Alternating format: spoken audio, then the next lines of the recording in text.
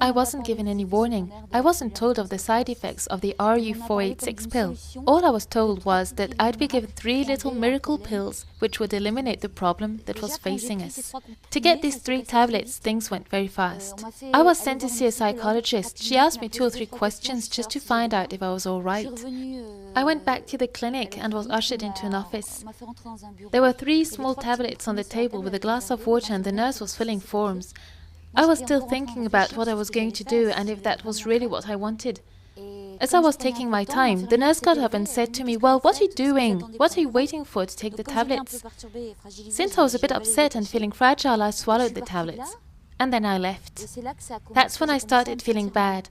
What I mean is, on the way home, I was telling myself that it wasn't possible that the problem could go away so quickly.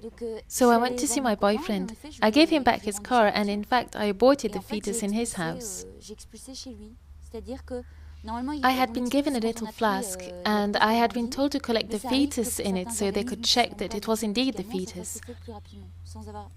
I felt something slipping out. I was watching TV at the time. I rushed to the toilet. I collected the fetus.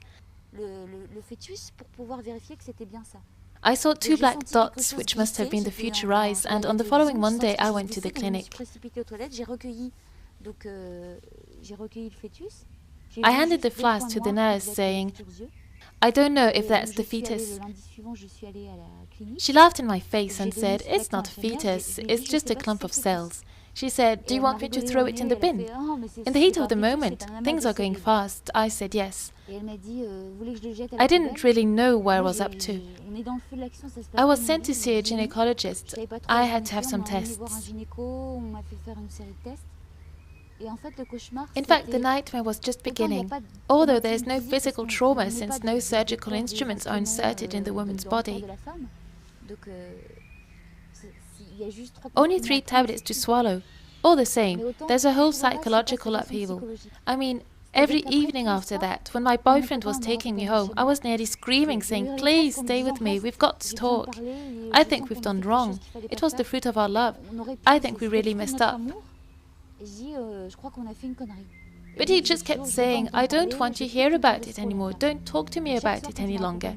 Every evening as he was taking me home, I knew I was going to have a night of dread. And this went on for a year, during which every time I lay on the bed, the ceiling turned into a screen for my sleepless nights. I kept playing over in my head the scene where instead of swallowing the tablets, I would get up and throw them back in the face of the nurse, saying, "No, I'm keeping it." It became traumatic.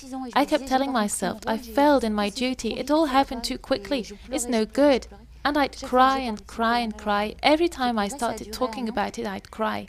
This went on for a year, until the night when I picked up a knife and I decided to end it all.